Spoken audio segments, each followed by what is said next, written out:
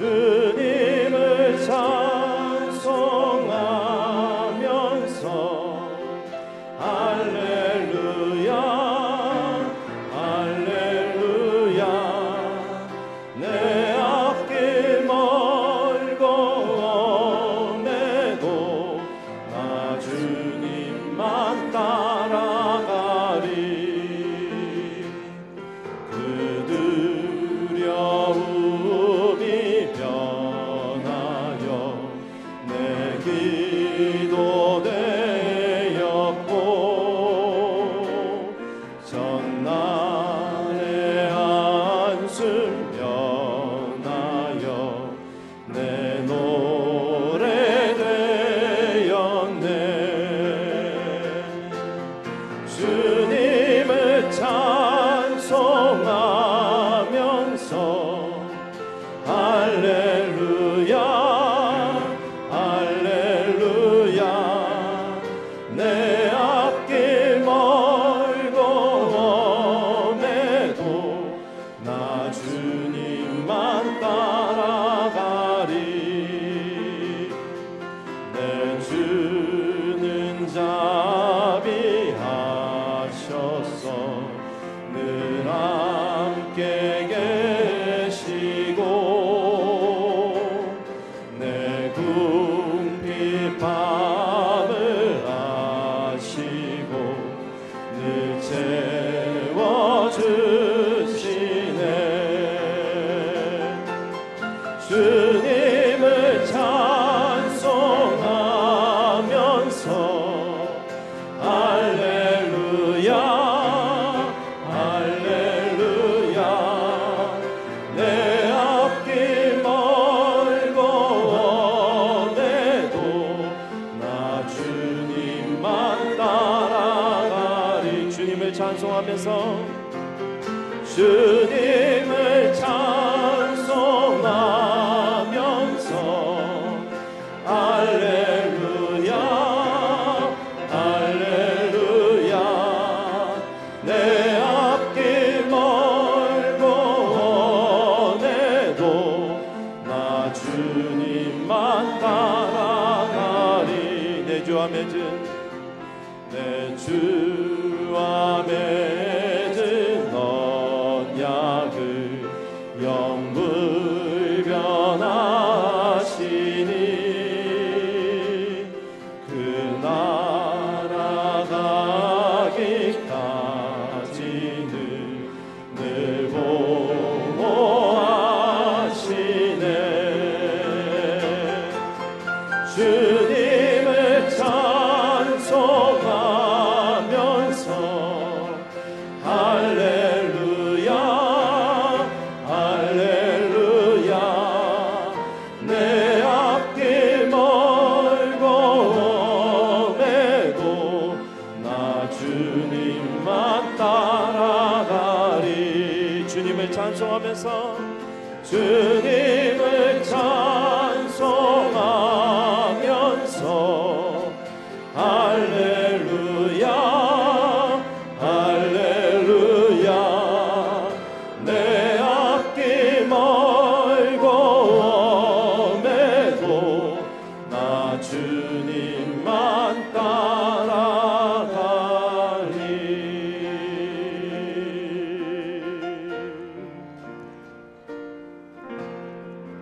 하나님 눈길 머무신 곳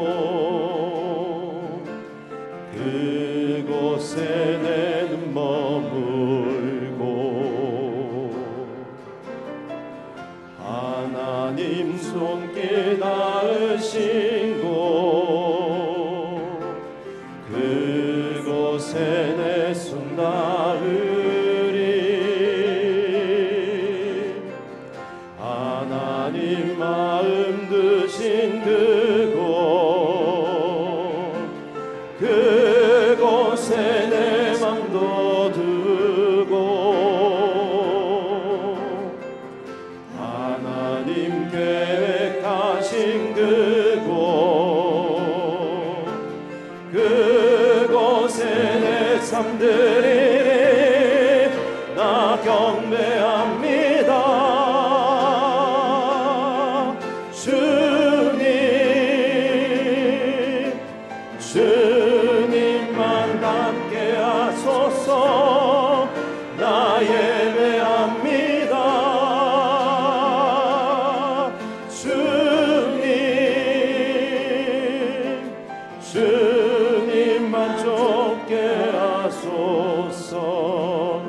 하나님 마음 드신 그곳, 하나님 마음 드신 그곳, 그곳에 내 맘도 두고 하나님 계획하신 그곳, 그곳에 내 삶 드리리 나 경배합니다.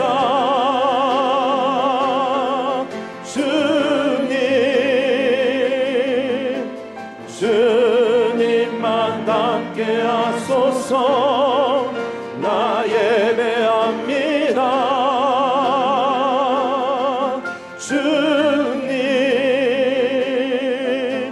주님만 좁게 하소서.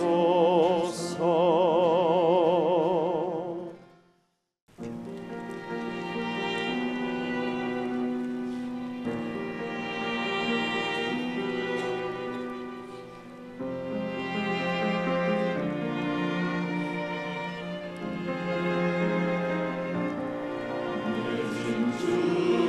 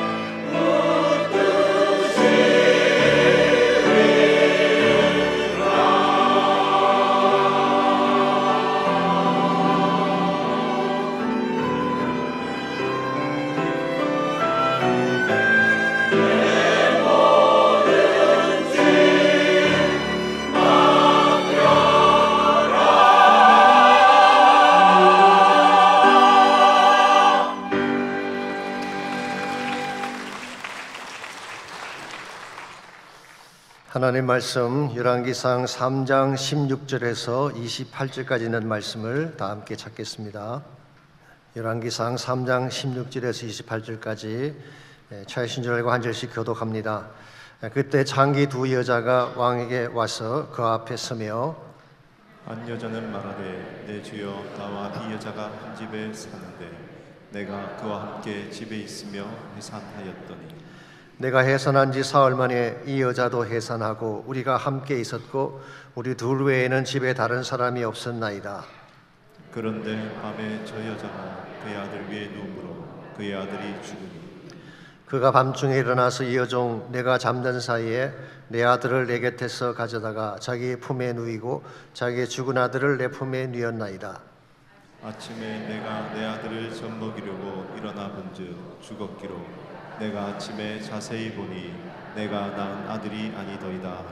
다른 여자는 이르되 아니라 산 것은 내 아들이요 죽은 것은 내 아들이라 하고 이 여자는 이르되 아니라 죽은 것이 내 아들이요 산 것이 내 아들이라 하며 왕 앞에서 그와 같이 쟁론하는지라. 왕이 이르되 이 여자는 말하기를 산 것은 내 아들이요 죽은 것은 내 아들이라 하고 저 여자는 말하기를 아니라 죽은 것이 내 아들이요 산 것이 내 아들이라 하는도다 하고 또 이르되 칼을 내게로 가져오라 하니 칼을 왕 앞으로 가져온지라. 왕이 이르되 사나이를 둘러 나누어 반은 이 여자에게 주고 반은 저 여자에게 주라.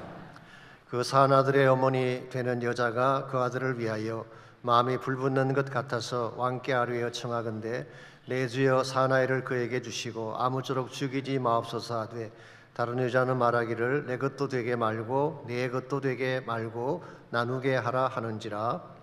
왕이 대답하여 이르되 사나이를 저 여자에게 주고 결코 죽이지 말라. 저가 그의 어머니이니라 하매. 우리 28절 다 같이 읽습니다. 온 이스라엘이 왕이 심리하여 판결함을 듣고 왕을 두려워하였으니 이는 하나님의 지혜가 그의 속에 있어 판결함을 봄이더라. 아멘. 우리가 인생을 잘 살려면 지혜가 필요합니다. 그러나 지혜는 여러 가지 종류가 있죠. 지식 중심의 지혜도 있고 상업적인 지혜도 있습니다. 지식 중심의 지혜라고 하는 것은 공부를 많이 하고 책을 많이 읽어서 얻게 되는 지혜를 말합니다. 그래서 모르는 것이 있으면 철학자나 학자들에게 묻지 않습니까? 이것이 지식적 차원의 지혜입니다. 상업적인 지혜라고 하는 것은 사업을 잘하고 돈을 잘 버는 지혜를 말합니다.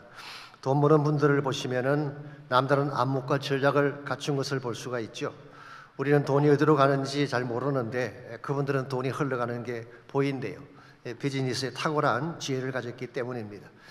심지어 자신의 유익을 위해 남의 등을 치는 얄팍한 지혜도 있습니다. 흔히 이것을 잔머리 혹은 꼼수라고 부르는데요. 그렇게 바람직한 지혜는 아닙니다.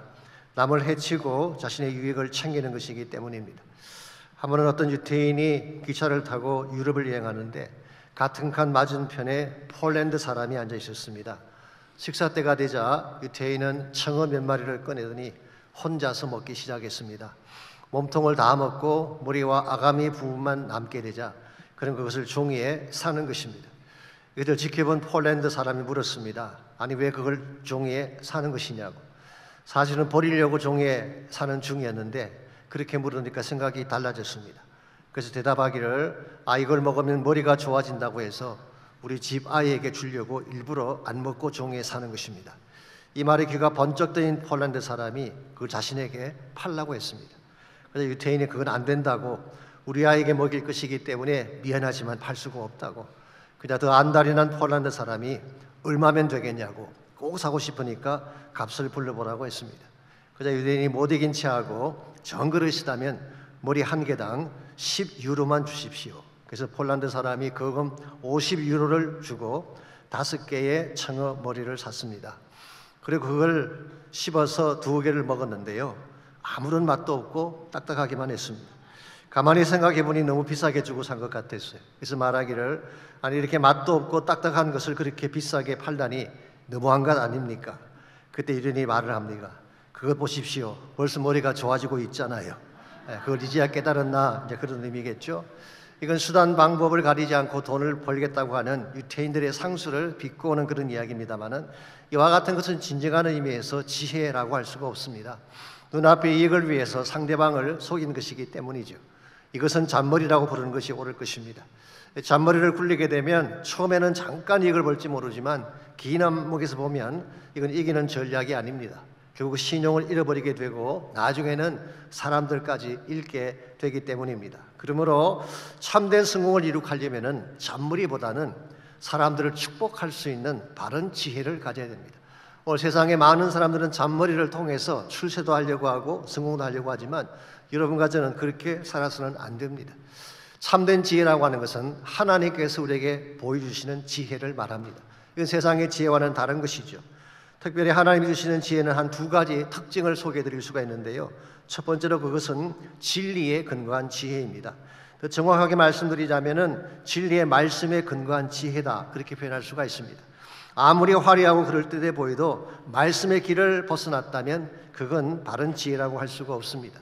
그래서 구약 성경에서는 지혜를 호크마라고 하는데요, 히브리 말로 그 말의 뜻이 말씀을 분별하는 명철이라고 하는 뜻입니다. 두 번째로 하나님의 지혜는 살리는 지혜입니다. 그 안에 생명력이 있기 때문이죠. 신약 성경에서는 지혜를 소피아라는 단어로 표현하는데 헬라 말로 소피아가 지혜라는 뜻이죠. 헬라인들은 이것을 철학적 논리라고 보았습니다. reasoning, 논리적인 사고를 지혜라고 생각했습니다마는 사도 바울은 그렇게 보지 않았습니다. 고린도전서 1장에 보시게 되면 사도 바울은 예수 그리스도를 지혜다, 그렇게 표현했습니다. 그러므로 바울이 소개하는 지혜라고 하는 것은 논리나 생각이라기보다는 삶을 말하는 것이고 한 걸음 더 나아가서 person, 인격적인 존재를 지칭하는 것입니다. 소위 말해서 지혜의 의인화, personification, 그렇게 부를 수가 있습니다. 사실 이와 같은 지혜의 의인화 현상은 사도 바울이 처음 시작한 것은 아닙니다. 구약 성경에 나오는 지혜 문서를 보면 이미 그 내용들이 등장한 것을 발견할 수가 있습니다. 예를 들어서 잠언서 8장을 보시게 되면 8장 17절입니다. 나를 사랑하는 자들이 나의 사랑을 입으며 나를 간절히 찾는 자가 나를 만날 것이니라. 여기서 나라고 하는 것이 누구를 말하는 것일까요?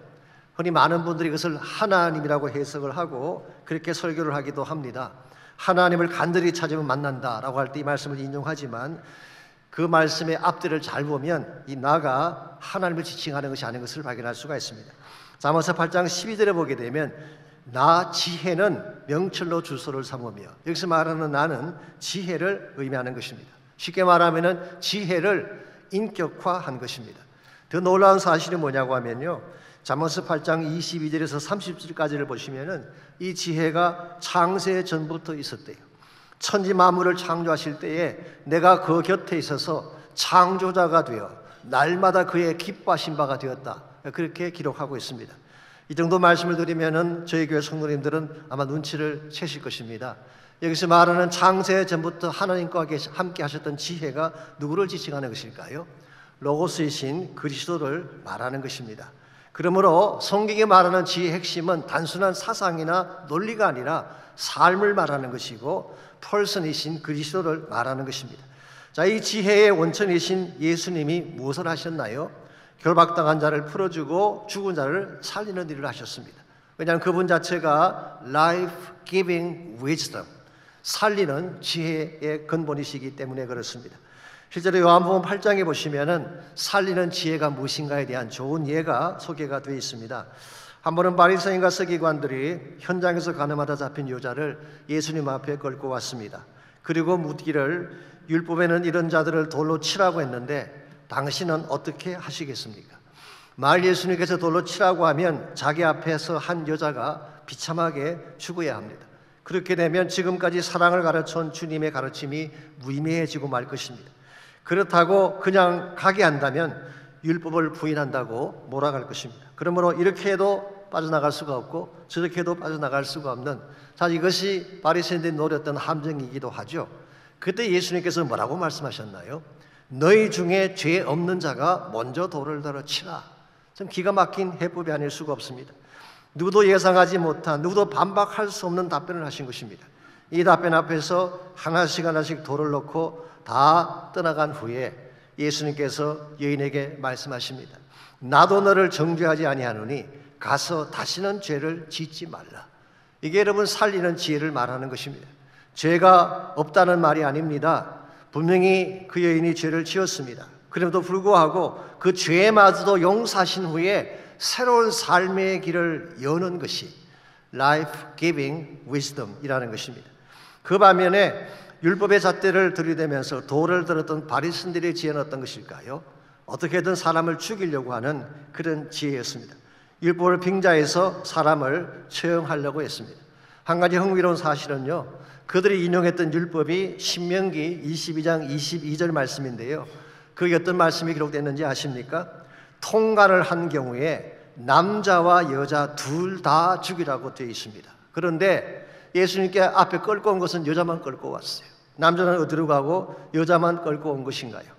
그들은 이것이 정당하다고 위장을 했지만 사실은 왜곡되고 자기 중심적인 율법 해석을 한 것입니다. 이와 같은 것을 우리는 거짓된 지혜다 그렇게 부르고 세상적인 잔머리다 그렇게 부를 수 있는 것입니다.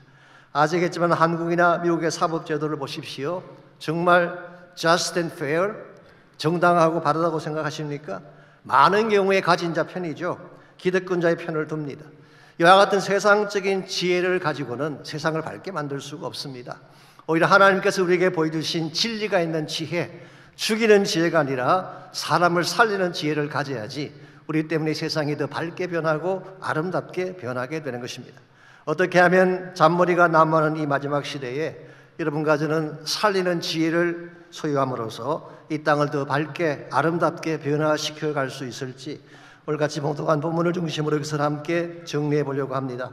오늘 같이 읽은 본문에 보시게 되면 살리는 지혜가 무엇인가를 잘 보여주는 대표적인 예가 하나 나와 있습니다. 소위 말하는 솔로몬의 재판이죠. 교회 다니지 않는 분들도 이 이야기는 다 알 정도로 유명한 스토리입니다. 간단하게 스토리를 정리해 드리자면은 두 여자가 있었는데 사흘 간격으로 아이를 낳았습니다.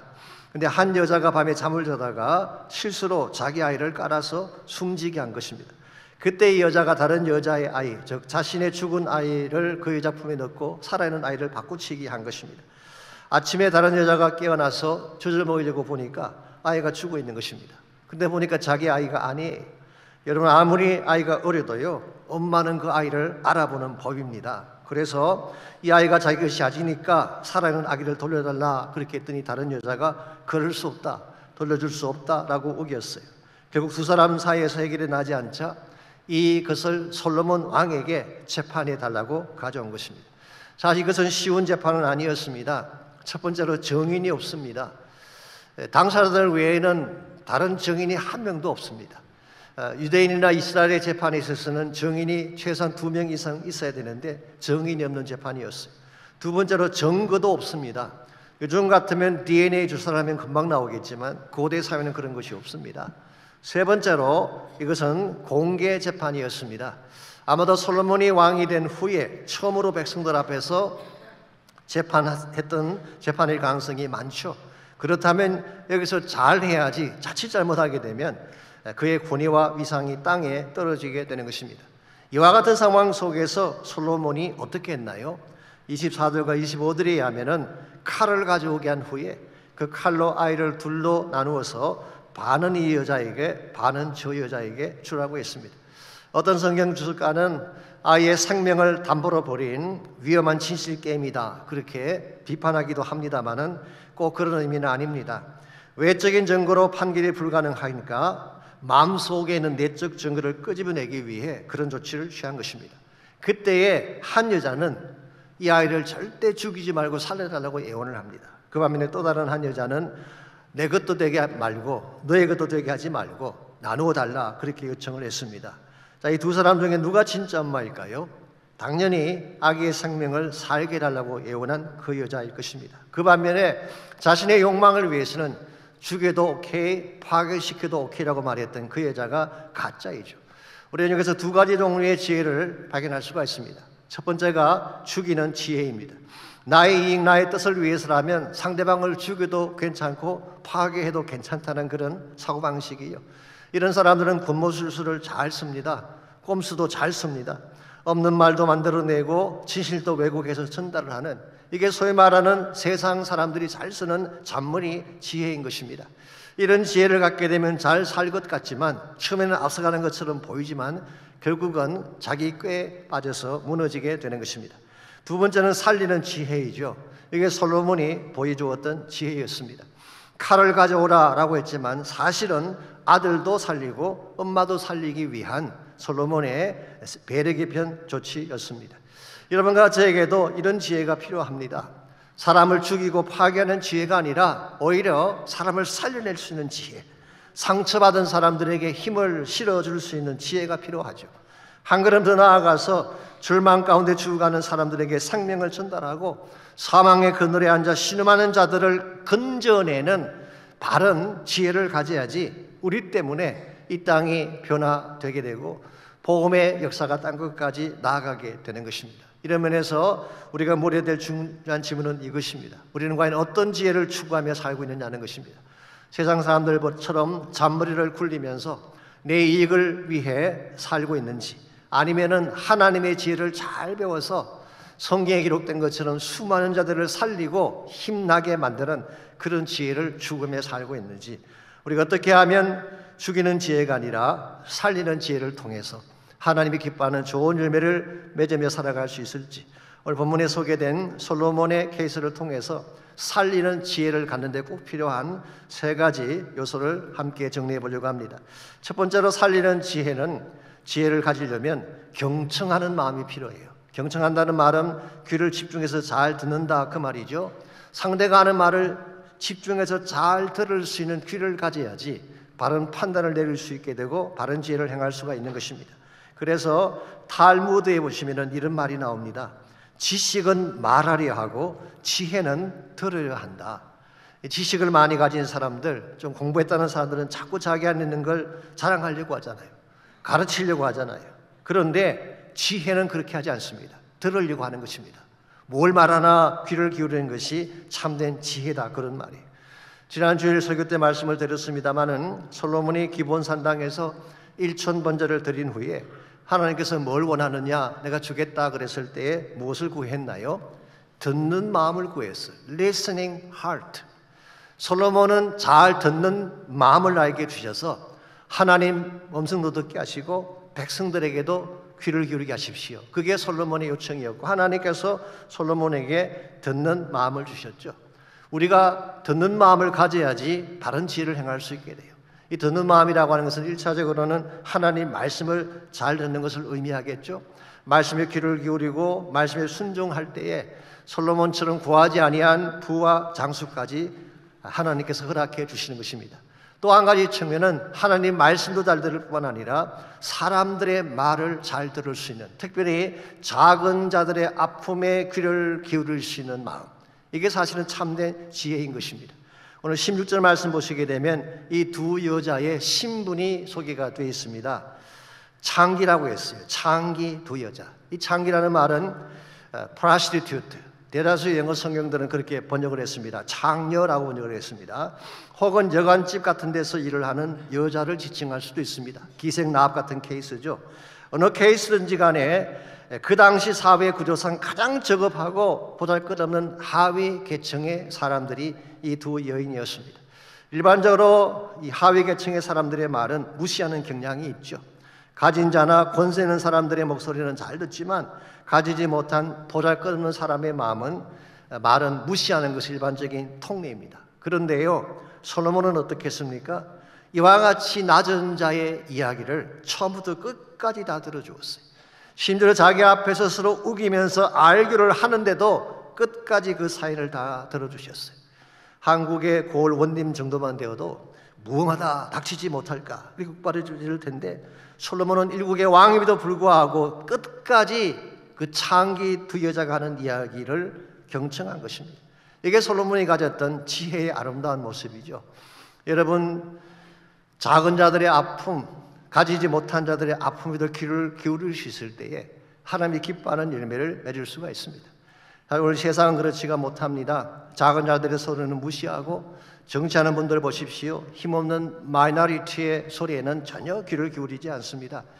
얼마 전 한인타운에서 일어난 40살 청년의 케이스를 기억나십니까? 한국 국자이고 양극성 조울증을 앓고 있는 정신질환자였습니다. 가족들이 피해자의 치료에 도움을 받기 위해서 요청을 했는데 현장에 출동한 경찰들이 이 상황을 다 알면서도 총을 쏘았잖아요. 쓰러진 후에도 아무도 저항할 수 없는 그 사람에게 수갑을 채우고 결국은 생명을 잃게 만들었습니다. 그 후에도 아무런 설명이나 해명이 없어요. 미 주류 사회의 백인이 이런 일을 당했어도 이렇게 지나갈 수 있었을까요? 아마 아닐 것입니다. 여러분, 세상 사람들은 약자들의 말에 귀를 기울이지 않습니다. 근데 하나님은 그렇지가 않아요. 작은 자의 소리를 들으시는 하나님, 어떠한 연약한 자의 외침도 멸시하지 아니하시고 귀를 기울이시는 분이 우리 하나님이십니다. 출애굽기 2장을 보십시오. 노예된 그 백성들이 탄식하며 신음소리를 낼 때에 하나님이 그 고통의 소리를 들으시고 마침내 그들을 건져주셨잖아요. 예수님의 케이스도 마찬가지입니다. 그는 소경 바디메오가 쫓아오면서 다윗의 후손이여 부르짖을 때 그 소리를 듣고 그의 눈을 뜨게 해주셨어요. 12년 동안 혈루병 앓던 여자의 신음소리를 들으셨어요.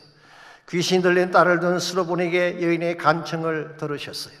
예수는 누가 그에게 부르짖든지 작은 자리에 목소리에 귀를 기울이고 응답하시는 주님. 그래서 헨리 나우이는 이런 말을 했습니다. 예수님은 온 몸이 귀였다. 예수님은 온 몸으로 듣고 온 인격을 동원해서 반응하시는 주님이다, 그런 뜻이에요.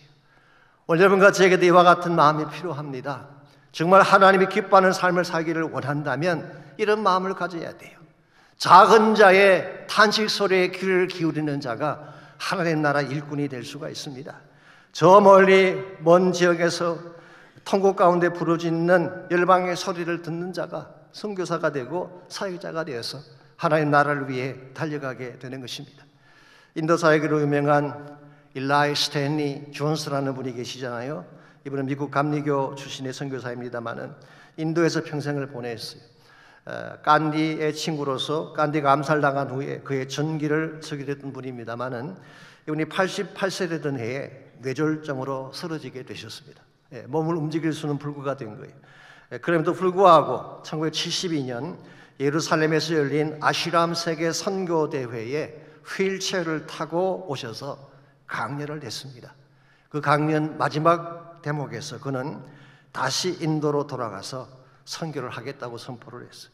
그 말들은 많은 사람들이 만류했습니다. 그 나이에 그 모습을 어떻게 그곳을 가겠느냐고 만류를 했을 때 그가 만류하는 그들에게 되물었던 유명한 질문이 있습니다. Don't you hear that voice of crying? 당신들은 저들의 울부짖는 소리가 들리지 않습니까? Don't you hear that voice of crying? 저 멀리에서, 저 인도의 산간 지역에서 울부짖고 신음하는 저들의 소리가 들리지 않습니까? 그는 그 말을 외치고 실제로 인도로 갔고 거기에서 생을 마쳤다고 합니다. 사랑하는 성도 여러분, 잃어버린 영혼들의 소리를 들을 수 있는 자가 될 때, 열방에서 즐겨하며 아우치는 열방 백성들의 소리를 들을 수 있을 때 우리는 하나님의 일꾼이 될 수가 있고 선교적 사명자가 될 수가 있습니다. 오늘 여러분 과연 어떤 소리에 귀를 기울이며 살고 계시는지요? 세상의 소리, 화려하고 높은 자들의 소리에 귀를 기울이며 살고 있지는 않는지. 그런데 우리가 정말 귀를 기울여야 될 대상은 작은 자들입니다. 하나님께서도 작은 자들의 신음소리에 귀를 기울이시잖아요. 우리도 동일하게 작은 자들의 소리를 들을 수 있어야 돼요. 그들의 아픔의 소리를 듣고 그들을 향해 나아가는 것이 오늘 성경이 말하는 참된 지혜입니다. 두 번째로 살리는 지혜로 살아가려면 영적인 안목을 가져야 됩니다. 이 안목이라고 하는 것은 내면을 들여다보는 눈을 말하는 것이죠. 이 겉만 보는 것이 아니라 내면을 들여다보는 눈을 가져야지 진정한 지혜를 행할 수가 있는 것입니다. 26절을 보십시오. 그 사나들의 어머니 되는 여자가 그 아들을 위하여 마음이 불붙는 것 같아서 왕께 아뢰어 청하건대 내 주여 사나이를 그에게 주시고 아무쪼록 죽이지 마옵소서 하되 다른 여자는 말하기를 내 것도 되게 말고 내 것도 되게 말고 나누게 하라 하는지라. 여기서 마음이 불붙는 것 같다 그랬는데요, 히브리 단어로 이것이 라켐 혹은 라햄 그렇게 기록이 되어 있습니다. 이 말의 원래 뜻은 창자를 말합니다. 바울. 창자가 끊어지는 아픔을 그들은 라햄 혹은 라켐이라고 표현한 것입니다. 히브리 사람들은요, 사람의 감정의 중심이 복부에 있다고 믿었어요. 그래서 정말 가슴 아픈 일이 있으면 창자가 아프다고 느끼는 것입니다. 그래서 창자가 끊어지는 아픔이 그들이 표현하는 가장 깊은 아픔을 말하는 것이죠. 신약 성경에서도 동일한 의미의 단어가 사용된 적이 있습니다. 마태복음 9장 36절에 보시면은 예수님께서 목자 없이 유리 방황하는 사람들을 보시고 불쌍히 여기셨다. 옛날 번역에는 민망히 여기셨다 그랬는데요. 그게 사용된 단어가 스플랑크나라고 하는 헬라, 창자가 끊어지는 아픔을 의미하는 것입니다. 여러분, 창자가 끊어지는 아픔은 언제 느낄까요? 일반적으로는 이 정도 아픔은 느끼지 못합니다. 자기 사랑하는 자녀가 아파할 때, 자녀가 목숨을 잃어갈 때에 느낄 수 있는 아픔이 창자가 끊어지는 아픔이죠. 그러므로 이것은 인위적으로 만들 수 있는 것이 아닙니다. 가장할 수 있는 것이 아니라 본능에서 나오는 거예요. 사랑하기 때문에 본능에서 나오는 것이기 때문에 감출래야 감출 수가 없는 것입니다. 솔로몬이 이것을 읽은 것입니다. 이 여인의 가슴 속에 있는 아들을 사랑하는 마음, 어떻게 해서든 그 아들을 살리고자 하는 그 마음을 솔로몬이 들여다보고 그 어머니의 소원을 풀어준 것입니다. 오늘 여러분과 저에게 이와 같이 사람의 내면을 들여다볼 수 있는, 겉모양이 아니라 내면을 들여다볼 수 있는 안목이 있을 때 진짜 그 사람의 아픈 부분을 만져줄 수 있게 되고 치유와 회복을 도와줄 수 있게 되는 것입니다. 몇 년 전에 AT&T에서 만들었던 유명한 커머셜 광고 문안이 하나 있습니다. 아마 여러분 많이 보셨을 거예요. Just okay is not okay라고 하는 그런 문구예요. 2018년도에 칼리지 풋볼 플레이오프에서 초미 커머셜이 등장했다고 하는데요. 그 후에 여러 시리즈가 나왔습니다. 예를 들면 수술실에 들어간 환자가 있는데 이제 가족들이 바깥에서 기다리고 있잖아요. 의사가 나올 때에 수술 결과가 어떠냐 물었을 때에 just okay라고 대답을 하면 이게 괜찮다는 말일까요? 안 괜찮다는 말일까요? just okay is not okay. just okay라는 말은 괜찮다는 뜻이 아닙니다. 그저 그렇다는 뜻이. 여러분 주변을 가만히 보시면은 just okay 하며 사는 분들을 많이 볼 수가 있어요. 여러분의 자녀들이 엄마가 괜찮냐 물었을 때 just okay 그러면 사실은 괜찮지 않은 것입니다. 그렇게 말하는 아이의 마음을 잘 읽고 그 아파하는 부분을 만져줄 때에 치유가 일어나고 회복이 일어나는 것입니다. 그런데 우리는 너무 바쁘고 분주해서 다른 것에 너무 많은 관심을 쏟느라고 곁에 있는 사람들의 아픔을 지나칠 때가 많이 있죠. 근데 성경이 말하는 참된 지혜는 그들의 아픔을 잘 읽고 그들을 바르게 도와주는 것을 지혜라고 말하는 것입니다. 그러면 여러분과 제 영적 눈이 떠져야 되겠죠. 예수님 같은 영안을 가지야만 이런 일을 할 수가 있는 것입니다. 여러분 주변에도 아마도 여러분이 꼭 도와야 될 그런 사람들이 많이 계실 것입니다. 겉모양은 괜찮아 보이는데, 겉모양은 행복한 것처럼 보이는데 실상 그 마음 중심에는 목마름을 가지고 인생을 답을 얻기 위해 몸부림치는 사람들이 여러분 주변에 없을까요? 혹시 그런 분이 있다면 어떻게 될까요? 그들을 가슴에 품고 기도하시기 바랍니다. 그리고 그들에게 참된 치유의 길을 꼭 소개해 주시기 바랍니다. 이와 같은 일을 저희 교회가 My VIP라고 하는 캠페인을 통해 하고 있습니다. 정말 여러분 주변에 그 모양은 괜찮아 보이지만 just okay로 살고 있는 수많은 사람들, 그들의 마음 깊은 곳에 있는 아픔과 고통을 잘 읽고 그들을 잘 안내해서 하나님께로 인도하는 것, 이게 바로 My VIP 캠페인의 핵심 내용입니다. 여러분 계속해서 그 영혼을 위해 기도하시고 8월 마지막 주일 가능하면 그분들을 꼭 모시고 오셔서 복음 들을 수 있는 기회를 주시기를 바랍니다. 이게 하나님이 기뻐하시는 바른 지혜의 삶입니다. 이와 같이 여러분과 제가 잔머리가 아니라 이기적인 지혜가 아니라 하나님의 지혜를 가지고 이 땅을 밝게 만들며 살기를 원한다면 듣는 귀가 필요해요. Listening heart. 두 번째는 보는 눈이 필요합니다. 마음의 진짜 아픔과 그 내면을 들여다볼 수 있는 영적 눈이 필요합니다. 세 번째로 살리는 지혜로 세상을 밝게 만들려면 비움의 영성, 나를 비워내는 삶이 있어야지 세상을 밝게 만들 수가 있는 것입니다. 28절 말씀 보시게 되면 솔로몬이 가졌던 지혜의 원천이 소개가 되어 있습니다. 온 이스라엘이 왕이 심리하여 판결함을 듣고 왕을 두려워하였으니 이는 하나님의 지혜가 그의 속에 있어 판결함을 보았기 때문이라고 했어요. 자, 솔로몬의 판결을 받았던 이스라엘 백성들이 왕을 두려워했다는 말은 경외했다는 뜻입니다. in awe, 경외했다는 뜻입니다. 사실 이것은 솔로몬의 지혜 때문이라기보다는 지혜를 주신 하나님 때문이라고 보는 것이 옳을 것입니다. 솔로몬 속에 하나님의 지혜가 있는 것을 보고 그건 솔로몬의 판결을 백성들이 두려워하게 된 것입니다. 다시 말씀드리지만 솔로몬이 보여준 이 지혜는 세상 사람들이 말하는 지혜와는 다른 것입니다. 세상의 지혜라고 하는 것은 자신을 드러내고 자신의 뜻을 이루는 것이 지혜의 목적이죠. 나의 것을 쟁취하고 움켜잡는 것이 세상이 가르치는 지혜의 핵심이라고 한다면 하나님의 지혜는 다릅니다. 나를 희생하고 나를 내어줌으로써 더 많은 사람들을 살리고 더 많은 사람들에게 생명을 나누어 주는 것이 하나님께서 말씀하시는 지혜의 핵심입니다. 이걸 가장 잘 보여준 대표적인 말씀 중 하나가 고린도전서 1장 22절에서 28절까지 기록된 말씀입니다. 유대인은 표적을 구하고 헬라인은 지혜를 찾으나 우리는 십자가에 못 박히신 그리스도를 전하니 유대인에게는 그리끼는 것이요 이방인에게는 미련한 것이로되 오직 부르심을 받은 자들에게는 유대인이나 헬라인이나 그리스도는 하나님의 능력이요 하나님의 지혜니라.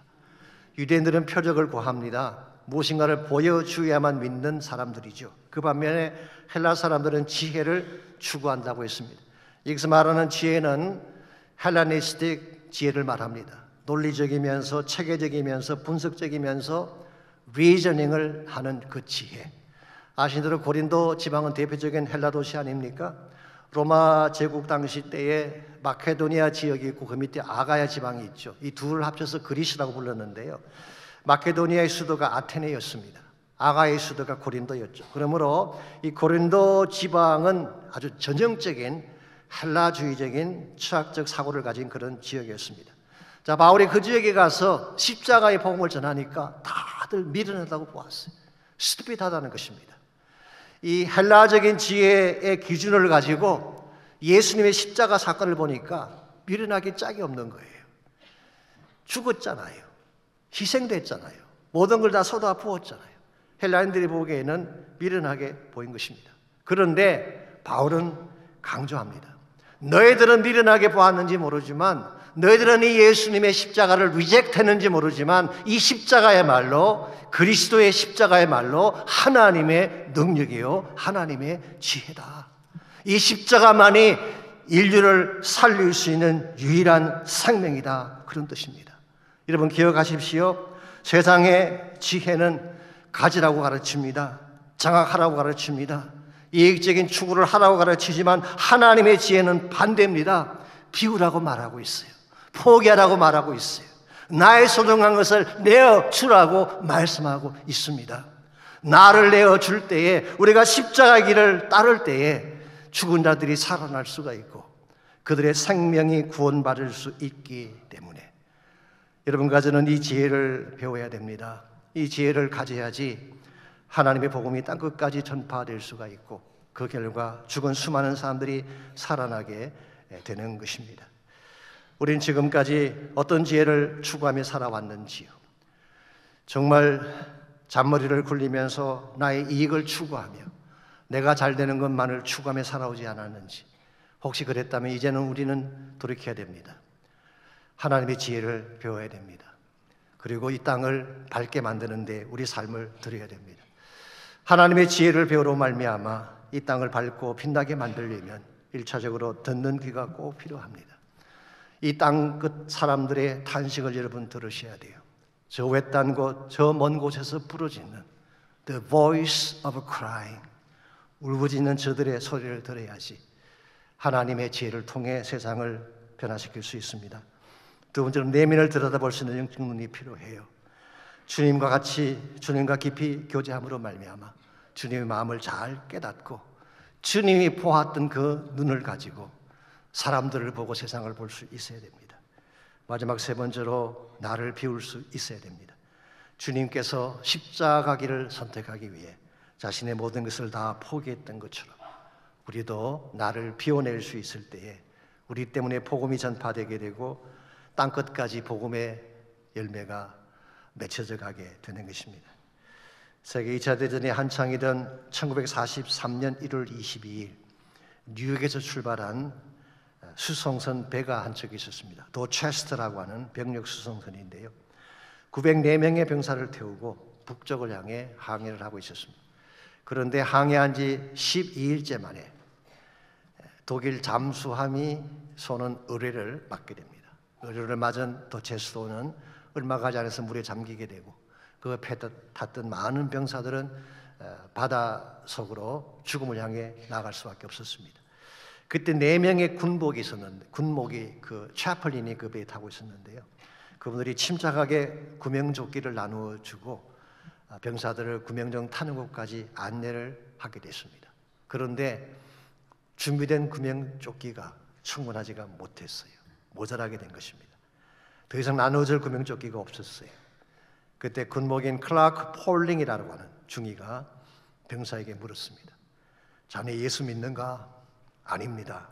그자 군복은 자기가 입고 있던 구명조끼를 벗어주면서 말을 합니다.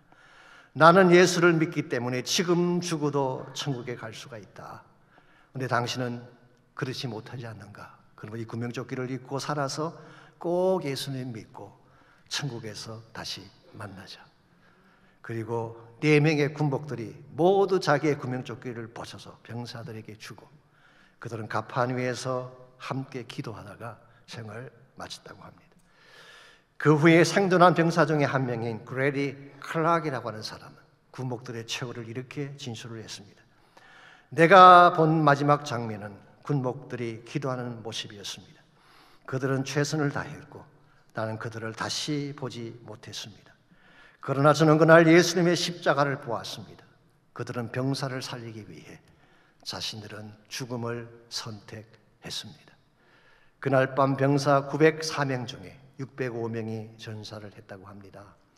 전쟁이 끝난 후에 살아남았던 병사들이 군목의 희생을 기억을 했고 트루만 대통령이 4명의 군목을 기리는 기념 예배당을 필라델피아에 세웠다고 합니다.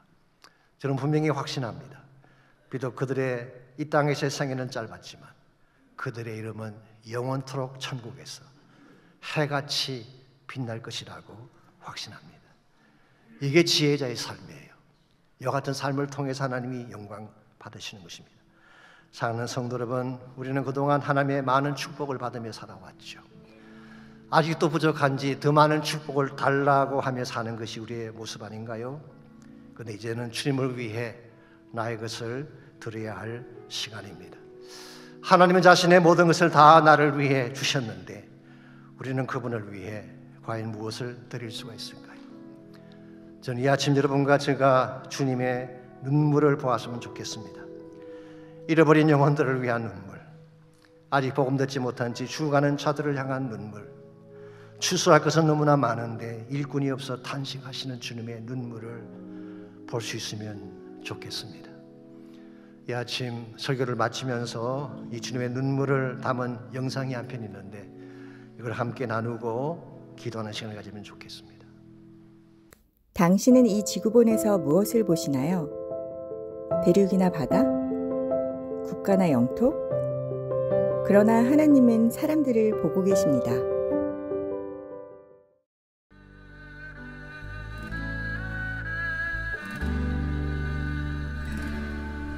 오직 주의 사랑에 매여 내 영 기뻐 노래합니다. 이 소망의 언덕 기쁨의 땅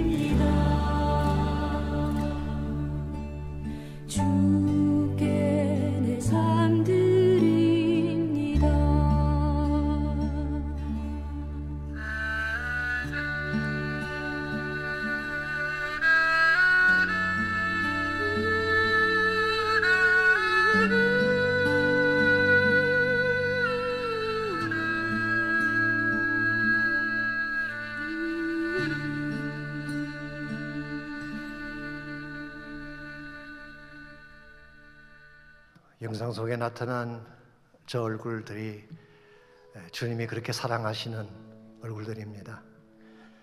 저들이 부르짖는 소리를 들으시는지요? Don't you hear that voice of crying?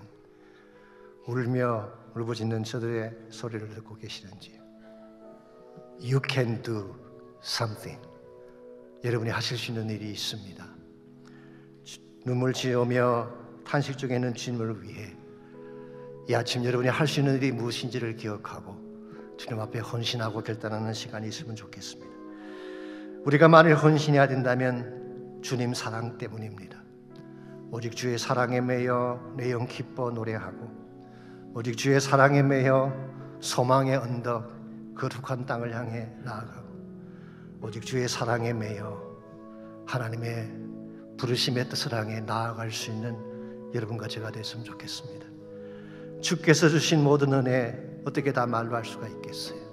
정말 그 은혜가 나의 가슴 속에 있다면, 그 사랑이 나의 마음 속에 있다면, 이제 남은 생에 나에게 주어진 것 내 마음대로 서지 아니하고 주의 부르심 위에 사용할 수 있기를 원합니다.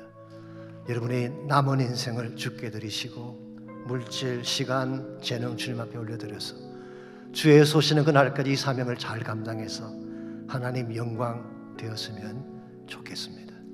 한번 이제 같이 기도하기를 원하는데, 기도할 때에 무릇 선교회다를 마치면서 내가 주님께 드릴 것이 과연 무엇인가?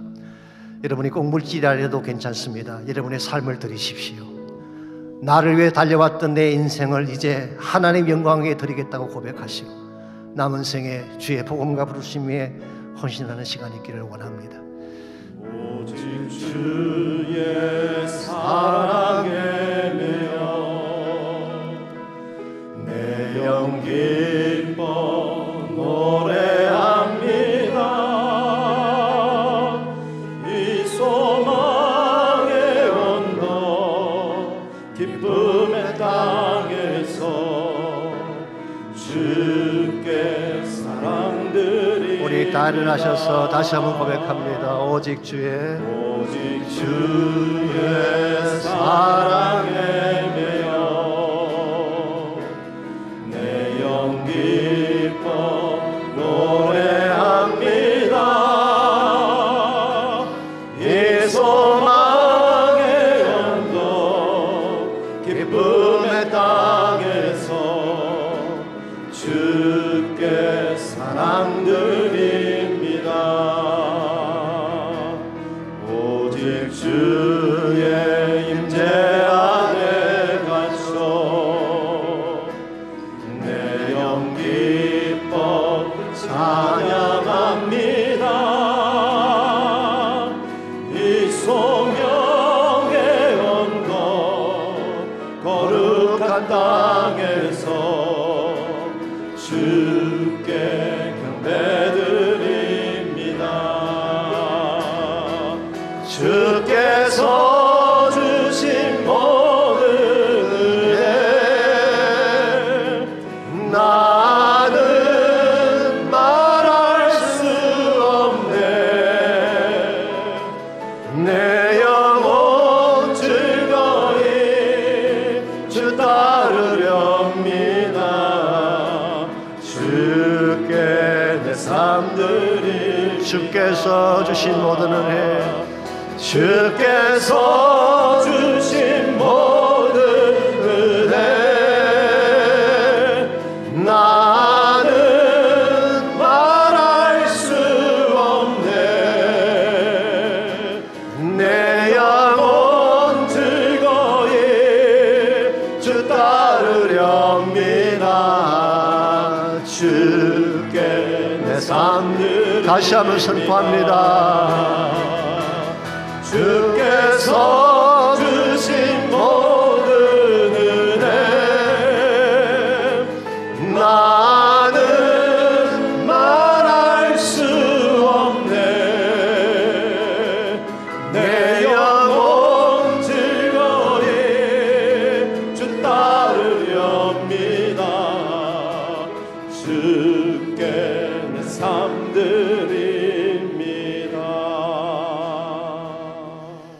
하나님 이 시간 우리의 마음의 문을 열고 주님의 음성을 듣는 시간 되게 하시고 주님께서 보셨던 그 죽어가는 영혼들과 연약한 자들과 세계 곳곳에 흩어져 잃어버린 영혼들을 향한 우리의 마음이 눈이 떠지게 하셔서 주님 심정을 가지고 땅끝을 향해 나아갈 수 있는 저희 모두와 저희 교회가 되게 하여 주시옵소서.